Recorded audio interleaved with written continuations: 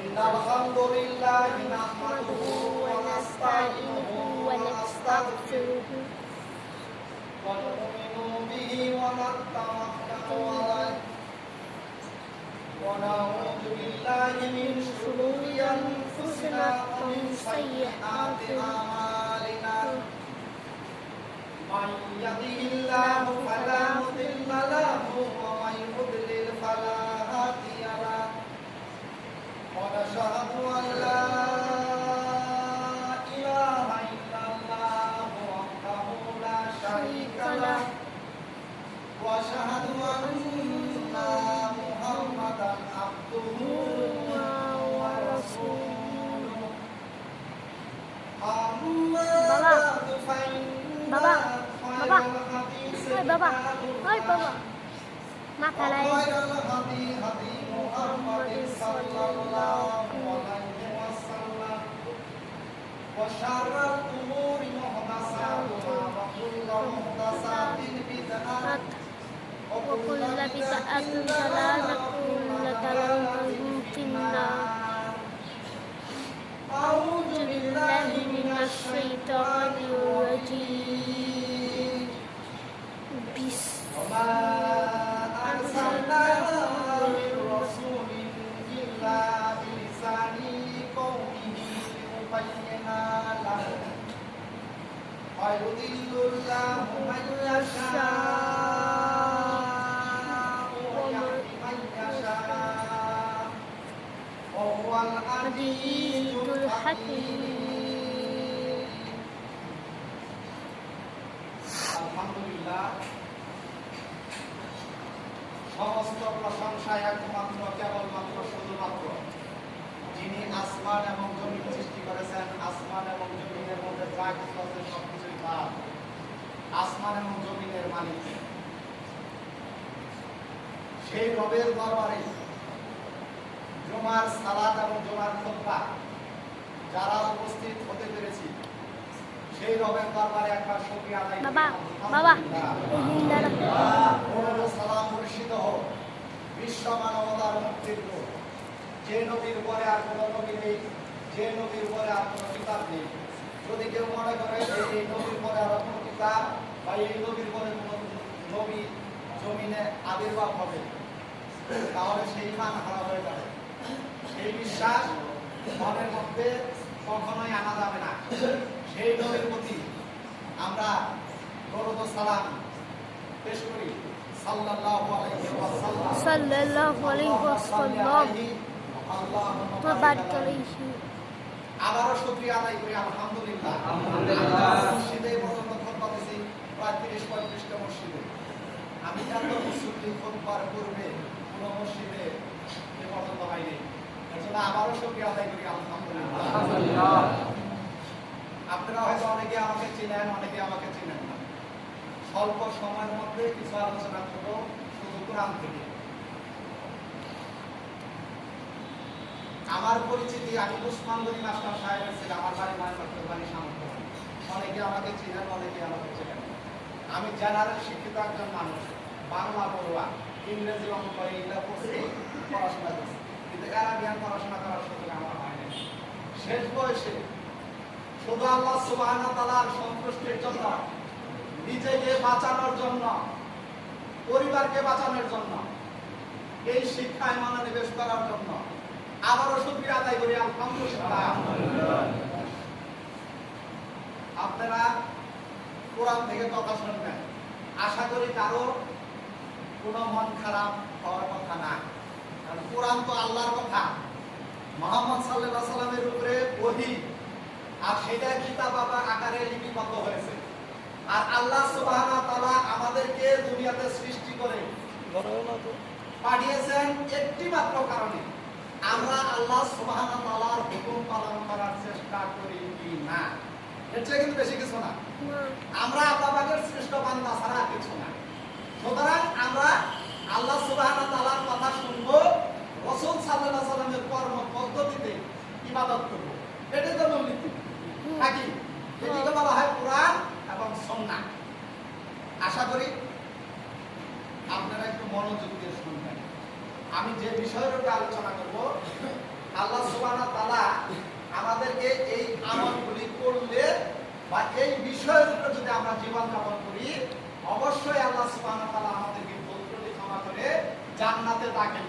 ইনশাআল্লাহ। তাহলে আলোচনা শুরু করা যাক।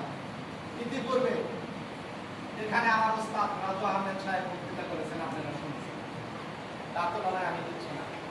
আপনাদের এখানে যে ক্ষতি আমার বন্ধু মৌসেফ, যারা শিক্ষিত একজন মানুষ, একজন বিজ্ঞ মানুষ, ওনার তুলনায় আমি কিছু না। তারপরেও আপনাদের সম্মুখে শুধু কোরআন থেকে কিছু কথা বলার চেষ্টা করব ইনশাআল্লাহ। আপনারা মানবেন তো ইনশাআল্লাহ? আল্লাহ বলছেন সূরা বাকারার শেষ দিকে, সামিআনা ওয়া আতানা, আমরা শুনেছি, আল্লাহর কথা মেনে নিয়েছি। মুমিন হলো তারাই যারা আল্লাহর কথা শুনে এবং মেনে নেয়। আর কাফের হলো তারাই সামিআনা ওয়া আতানা, আমরা আল্লাহর কথা শুনছি কিন্তু মানব না। পার্থক্য কিন্তু এখানে এই দুইটা বিষয় রয়েছে। যারা আল্লাহ সুবহানাহু ওয়া তাআলার কথা মানে তারা হলো মুমিন, আর যারা আল্লাহ সুবহানাহু ওয়া তাআলার কথা মানে না তারা কি? কাফের। আল্লাহ বলতেছেন সূরা আম্বিয়া 21 নম্বর সূরা, আপনাদের আলোচনা মূল শুরু হলো, খেয়াল করবেন। আল্লাহ বলতেছেন সূরা আম্বিয়া 21 নম্বর সূরা, আয়াত নম্বর 25, ওমা আরসালনা মিন ক্বাবলিকা মির রাসূলিন ইল্লা নুহি ইলাইহি আন্নাহু লা ইলাহা ইল্লা আনা ফা'বুদুন। আমি তোমার পূর্বে এমন কোন রাসূল পাঠাইনি তার কাছে আমি এই ওহী নাযিল করিনি যে আমি ছাড়া তোমাদের সত্য কোনো ইলাহ নাই, সুতরাং তোমরা কেবলমাত্র একমাত্র শুধুমাত্র আমারই ইবাদত করো। আলোচনার বিষয়বস্তু হলো ঈমান। সর্বপ্রথম আপনাকে ঈমান আনতে হবে আল্লাহ সুবহানাহু ওয়া তাআলার প্রতি। কেন আনবেন? ওই আসমান জমিনের মালিক হলো আল্লাহ, আসমান জমিনের ভিতরে যা কিছু আছে সব হলো আল্লাহ। তাহলে আমিও আল্লাহ, আপনারাও আল্লাহ, যা কিছু সৃষ্টি করেছে সব কিছুই আল্লাহ। সেই সুবহানাহু ওয়া তাআলার প্রতি আপনাকে ঈমান আনতে হবে। আল্লাহ সুবহানাহু ওয়া তাআলা এই কথাই বললেন, আমি তোমার পূর্বে এমন কোন রাসূল পাঠাইনি তার কাছে আমি এই ওহী নাযিল করিনি যে আমি ছাড়া সত্য কোনো ইলাহ নাই, সুতরাং তোমরা আমারই ইবাদত করো। ইবাদত করতে হবে কার? আল্লাহ। প্রথম শর্ত। দ্বিতীয় শর্ত, আপনি যে আল্লাহ সুবহানাহু ওয়া তাআলার ইবাদত করবেন এর কিছু চুক্তি আছে, যেটাকে আমরা শারত বলি। আল্লাহ সুবহানাহু ওয়া তাআলা বলেন সূরা আলা 87 নম্বর সূরা আয়াত নম্বর 9, আল্লাহ বলতেছেন ফাযাক্কির ইন্না ফাআতি যিকরা, উপদেশ দাও, উপদেশ যদি কল্যাণকর হয়, ফলপ্রসূ হয়, আল্লাহর কথা হয়। এখানে দাঁড়িয়ে কার কথা বলতেছি? আল্লাহ সুবহানাহু ওয়া তাআলার কথা বলতেছি। সূরা গাশিয়া 88 নম্বর সূরা আয়াত নম্বর 22, মহান আল্লাহ বলেন লাস্তা আলাইহিম বিমুসাইতির, হে নবী আপনি শুধু মানুষকে জানিয়ে দিন। আমি এখানে কি করতে আসছি? জানায় দেওয়ার জন্য আসছি। আল্লাহ তো কোরআন নাযিল করছে নবী মুহাম্মদ সাল্লাল্লাহু আলাইহি সাল্লামের উপরে, তো নবী মুহাম্মদ সাল্লাল্লাহু আলাইহি সাল্লামের উপরে কোরআন নাযিল করে এটা শেষ করে দেন নাই। পৃথিবীতে কিয়ামত পর্যন্ত যত মানুষ আসবে প্রত্যেকটা মানুষের উপরে এই কিতাব হলো ফরজ। নাকি না? ফরজ। তাহলে প্রত্যেকটা মানুষকে এই কিতাবের উপরে তার জীবন যাপন করতে হবে। এজন্য আল্লাহ তার নবীরে বললেন লাস্তা আলাইহিম বিমুসাইতির, হে নবী আপনি তাদেরকে জানিয়ে দিন। এখন নবী তো নাই, তাহলে কি জানার প্রয়োজন আছে না নাই? নবী যে নাই, নবী না থাকলে নবীর উপরে কিয়ামত পর্যন্ত যদি কোনো নবী না আসে, পূর্ববর্তী নবীদের এরকমই নির্দেশ ছিল যে কোন নবী না আসা পর্যন্ত পূর্ববর্তী নবীদের অনুসরণ করা, তাহলে নবী যেতে আসবো না, তাহলে সেই কিতাবের অনুসরণ করতে হবে। আপনারা একটু এদিকে খেয়াল রাখবেন। দ্বিতীয় শর্ত, আপনি আল্লাহর প্রতি ঈমান আনলেন। কেমন ঈমান আনলেন? আল্লাহ থেকে পরীক্ষা করার জন্য। সূরা নাহল 16 নম্বর সূরা আয়াত নম্বর 36, আল্লাহ বলতেছেন ওয়ালা কাদ বাআসনা ফি কুল্লি উম্মাতির রাসূলান আন ইয়াবুদুল্লাহ আস্তানিবুত তাগুত। আমি প্রত্যেকটা সম্প্রদায়ের কাছে, প্রত্যেকটা কওমের কাছে, প্রত্যেকটা জাতির কাছে একজন করে রাসূল প্রেরণ করেছি, এই মর্মে যে তোমরা কেবল আমারই আনুগত্য করো, তাগুতকে বর্জন করো, অস্বীকার করো। তাহলে আমার ইবাদতের দ্বিতীয় শর্ত কি? আমি যদি আল্লাহ সুবহানাহু ওয়া তাআলার প্রতি ঈমান আনি, তাহলে আমাকে অবশ্যই শয়তানের আনুগত্য থেকে কি থাকতে হবে? বিরত থাকতে হবে। আর তাগুত হলো শয়তান।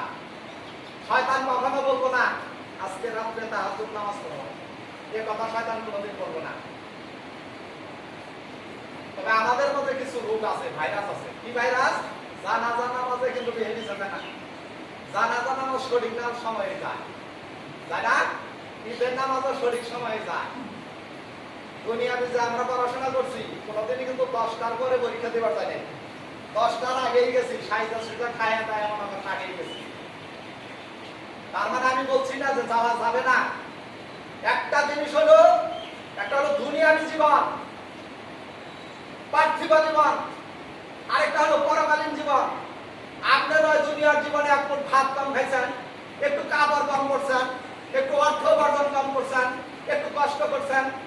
দুনিয়ার জীবনে এই কষ্টটা আপনাকে পরকালীন জীবনে যদি আল্লাহ সুবহানাহু ওয়া তাআলা আপনাকে সুখ দেয়, কেমন হবে? কেমন হবে? সেই দুনিয়ার কথা, কষ্টের কথা আর মনে থাকবে না। মুমিন তারাই যারা দুনিয়ার জীবনে কষ্ট স্বীকার করে আল্লাহ সুবহানাহু ওয়া তাআলার একনিষ্ঠ আনুগত্য করার জন্য প্রস্তুতি গ্রহণ করেছে, তারাই মুমিন।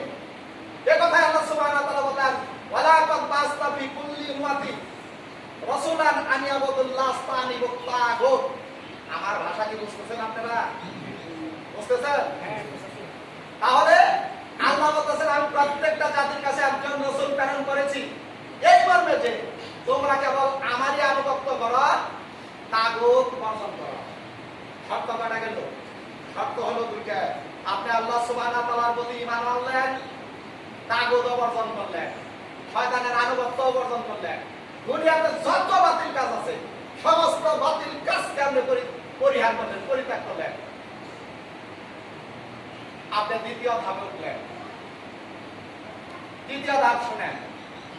আগে বলেছি আলোচনা সংক্ষিপ্ত করব, এই সংক্ষিপ্ত আলোচনার মধ্যে আপনারা বুঝে নেবেন। তৃতীয় শর্তে আসেন। সূরা আল বাকারা 2 নম্বর সূরার আয়াত নম্বর 172। ইয়া আইয়ুহাল্লাযীনা আমানু, আল্লাহ ঈমানদারদেরকে সম্বোধন করে বললেন ইয়া আইয়ুহাল্লাযীনা আমানু কুলু মিন তাইয়্যিবাতি মা রাযাকনাকুম ওয়াশকুরু লিল্লাহি ইন কুনতুম ইয়াহু তা'বুদুন।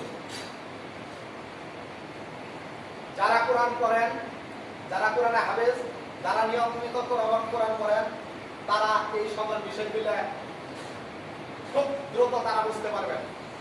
আমি কোরআন পড়ব এমন মানুষ না, তবুও চেষ্টা করি কোরআনের আয়াত পড়ার জন্য। তাহলে আল্লাহ সুবহানাহু ওয়া তাআলা কি বললেন?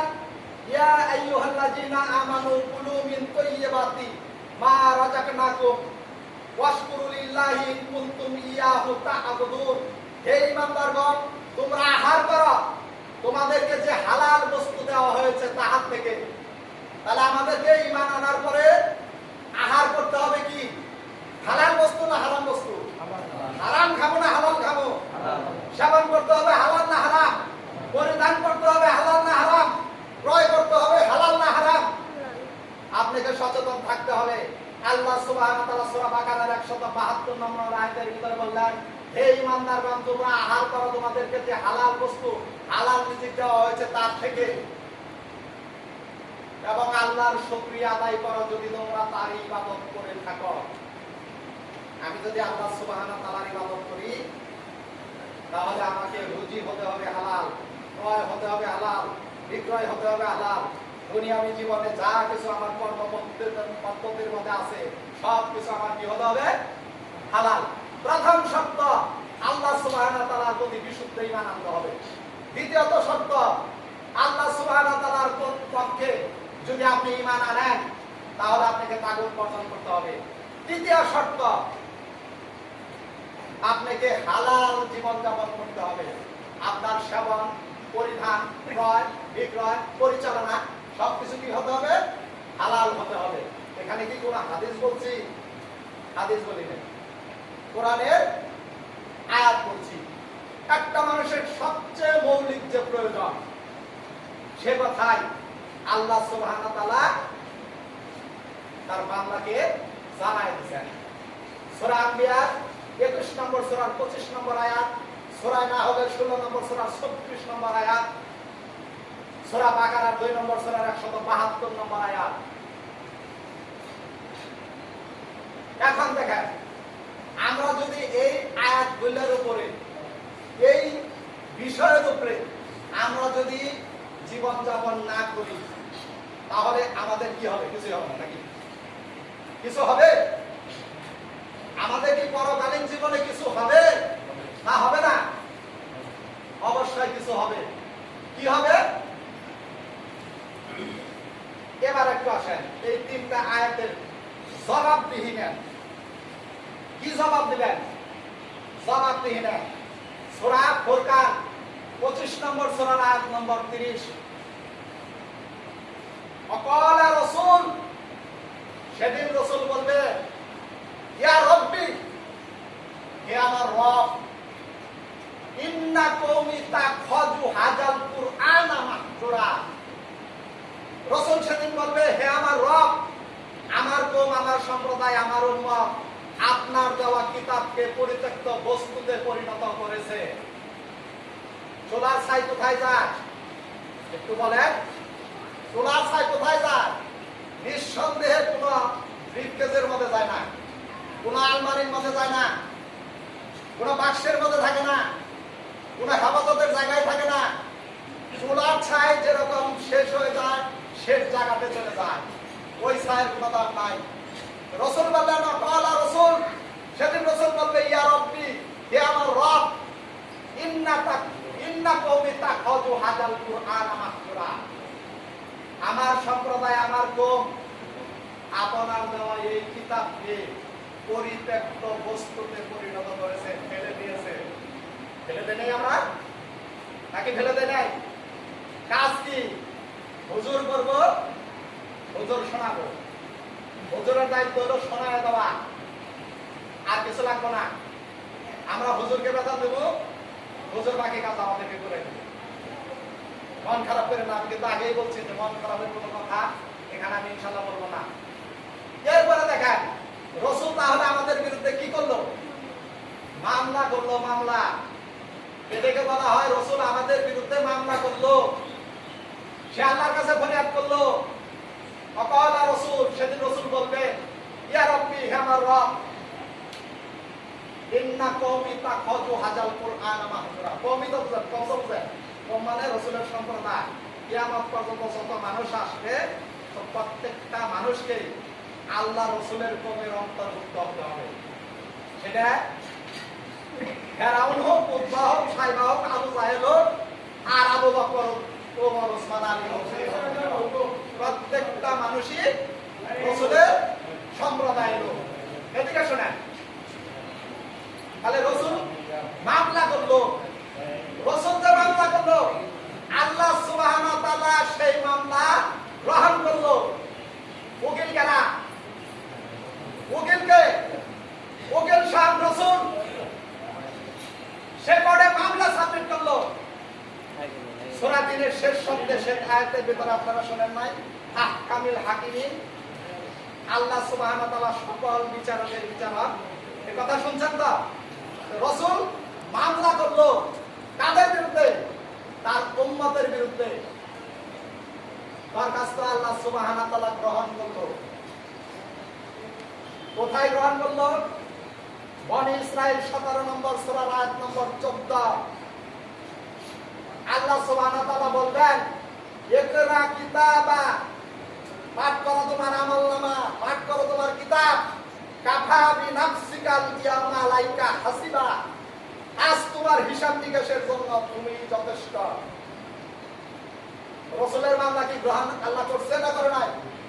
হ্যাঁ, ভালো করে বুঝা কথা বলেন, আবার পরে বলবেন কিছুই তো বুঝি নাই। হুজুরা নাই আইরা এমন কথা বলে ফেলেছে, কিচ্ছু বুঝি নাই। প্রত্যেকটা দলিল সহকারে আপনাদের সম্মুখে কথা বলার চেষ্টা করবে ইনশাআল্লাহ। তাহলে রাসূল মামলা করার পরে আল্লাহ সুবহানাহু ওয়া তাআলা সেই মামলা গ্রহণ করলেন। গ্রহণ করার পরে কাল কিয়ামতের ময়দানে যখন বিচারের কার্যক্রম চালু হবে, বিচারের মাঠ যখন চালু হয়ে যাবে, সেদিন আল্লাহ সুবহানাহু ওয়া তাআলা প্রত্যেকটা মানুষকে আল্লাহ সুবহানাহু ওয়া তাআলার সম্মুখে দাঁড়িয়ে বলবে, ইকরা কিতাবা কাফা বিনাফসিকা আল-ইয়াওমা আলাইকা হাসিবা।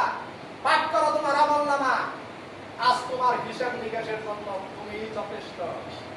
কার উপরে বসে আছি? কার উপরে ভরসা করে বসে আছি? কে জান্নাতে প্রবেশ করিয়ে দিবে? কে? এই পৃথিবীর কারো কোনো ক্ষমতা নাই জান্নাতে প্রবেশ করে দেওয়া।